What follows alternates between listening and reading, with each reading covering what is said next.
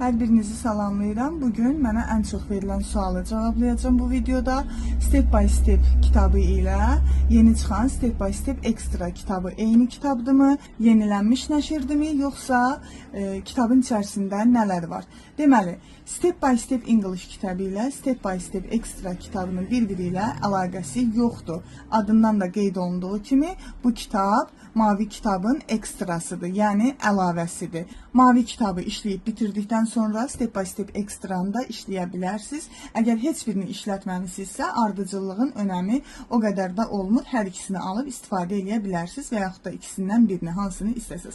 Step by Step kitabı haqqında məlumat var YouTube kanalımda. Açıb oradan izləyə bilərsiniz. İçərisində 110 dinləmə mətni, 110 oxu mətni var, 60 qısa tekst var, lüğət var, worksheetlər var və şəkil təsvirinə aid hər bir şey var. Bu kitabın qiyməti 12 manatdır. Dinləmələrini və doğru cavablarını QR kodu oxutmaq vasitəsilə əldə edə bilərsiniz. Çox danışmaq istəmirəm bu kitab haqqında, çünki dediyim kimi ayrıca təqdimat videosunu yerləşdirmişəm. Step by Step Extra isə tam yeni kitab olduğu üçün bunun haqqında tam ətraflı məlumat verəcəm.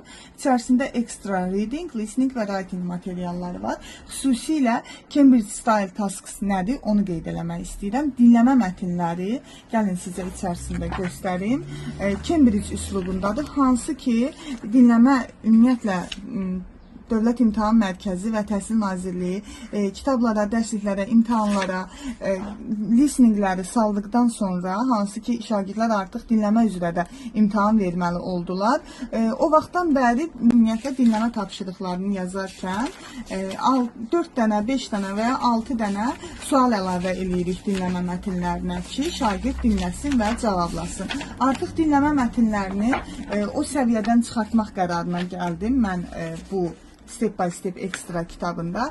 Necə ki Cambridge Style kitabları uşaqlar işlədikləri zaman çox həvəslə, çox rahat şəkildə əylənərək işləyirlər. Məqsədim də bu idi ki, bizim də kitablar niyə də bu cür olmasın, niyə də bu cür həvəslə işləməsinlər bizim Azərbaycanda istehsal olunan, nəşr olunan, çap olunan kitabları. Ona görə də bu tipdə çalışmalar etmək qərarına gəldim. Step by Step Extra kitabında extra listening tapşırıqları nədir, onlar haqqında danışıram. Dinləməni şagird dinləyəcək və suallara cavab verəcək. Bu bir o qədər də fərqli deyil, hər zaman istifadə etdiyimiz qaydadır. Lakin bu testlər, keçən dəfə sizə göstərdim bunları. Bu tipli çalışmaları şagird çox maraqla dinləyir. Dinlədikcə hansı şagird, hansı şəkildəki hansı şəxs, hansı işi görürsə, onun adını tapır və birləşdirir. Bu dinləmələri də bu arada xatırladım ki, maksimum tam sərbəst, səlis şəkildə səsləndirmişik. Dinlədiyiniz zaman özünüz şahid olacaqsınız ki, indiyə kimi eşitdiyiniz bütün dinləmələrdən fərqli və axıcı, səlis, gözəl nitqə malikdir hər biri. Xüsusilə də emosiyaların və s. verilməsi hər biri. Bu şəkildə baxın, birləşdirəcək şagird hansı şəkildəki hansılar nə işlə məşğuldurlar. Baxın, bu modul 5-dir. Modul A-nın, daha doğrusu modul 5-in A variantının çalışmaları bu tipdədir. Modul 5-in B variantının çalışmaları bu tipdədir. Hansı ki şəkilləri çevirməlidirlər. Yenə də modul 5-in C variantında, baxın artıq C variantına keçirik. Burada isə çalışmalar daha fərqlidir. Keywordləri yazaraq tapırlar.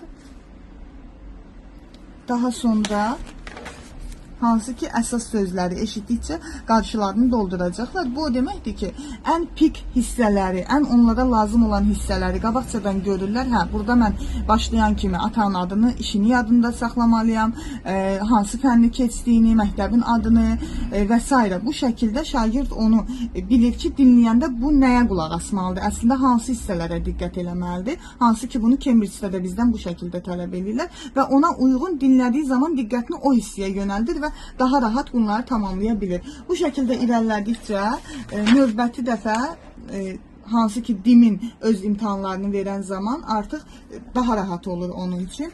Modul 5-in D variantında isə baxın, bu tipdə çalışmalardır. Hansı ki bütöv bir mətn danışılır. Mətndə məsələn qələm qələm qabının yanındadır, kitabın altındadır, yoxsa stolun üstündədir. Hansından söhbət gedirsə artıq onu tapıb işarələyəcək və yaxud da ata işdədirmi, marketdədirmi, yoxsa bağçada işləyirmi? Bütöv bir mətnin içindən ümumi bir mənaya gəlib və onu tapacaq şagird.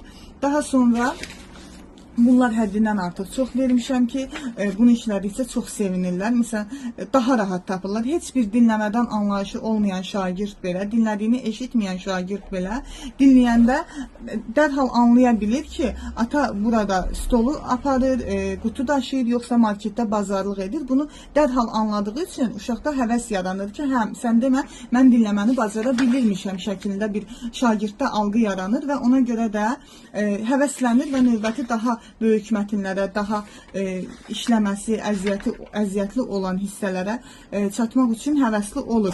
Bu hissə modul 5-in D variantı da bitdikdən sonra modul 5-in I variantı gəlir və burada da həmçinin uzlaşdırma testlərini eləyəcək şagird. Məsələn, ata nə işlə məşğul olur, o haqda danışır. Həm atanı tapır, həm atanın məşğul olduğu işi tapır və bura driver yazır. Tutaq ki, indi nədirsə onu və yaxud da burada şəxslərin sevdiyi yeməklərin adlarını yazacaq. Ana, ata, bacı, qardaşın hansı rəngi sevir, onları tapıb yazacaq, işarələyəcək bu şəkildə. Burada da həmçinin hər biri hansı məşğuliyyətləri sevirlər, hansı fənləri sevirlər, kim hansı fənni sevir, kim hansı idman növünü sevir şəklində.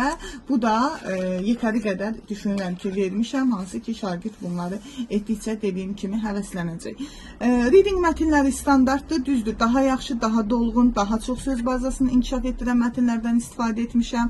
Amma yəni izahına ehtiyac yoxdur da, bildiyimiz şeylərdir. Mətndə altında da 5 dənə sualı var. Xüsusilə burada diqqətinizi çəkmək istəyirəm true false tipli suallara, hansı ki artıq dinləmədə biz o tipli suallardan istifadə edirik. Baxın, bunlar isə bütöv dinləmə mətnlərdir, alışdığımız tipdə dinləmə mətnlərdir. Suallar var, xüsusilə də 4-cü sualın, sonuncu sualın true false şəklində olmasını nəzərinizə çatdırmaq istəyirəm. Belə. Bu kitabın da yenə də levellər üzrə ayrılıb, level 4-ə kimi gedir və hər birində 15 reading, 15 listening mətni var. Bu da sonuncu leveldir. Bu kitabın isə qiyməti digərindən fərqli olaraq daha aşağı qiymət qoydum ki, daha rahat əldə edə biləsiniz. Qiyməti 10 manatdır, bütün satış nöqtələrindən əldə edə bilərsiniz.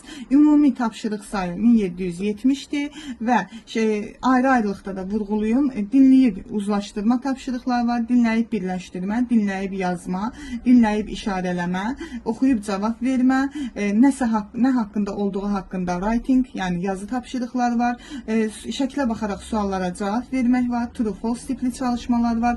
Yəni həm Azərbaycan, həm Rus bölməsi üçündür, bunu da xüsusilə vurğulamaq istəyirəm. Yəni kitabın daxilində yoxdur, belə deyim sizə. Başlanğıcı digər step kimi, mavi rəngdə olan step by step kitabımız kimi eyni gəlir, xırda mətnlərdən böyüyərək daha da böyük və uzun söz bazasının olan mətnlərə doğru gedir və daha sonra yenə dediyim çalışmaları şifahi də göstərmək istəyirəm, bu şəkildə də göstərmək istəyirəm ki, anlaşılsın.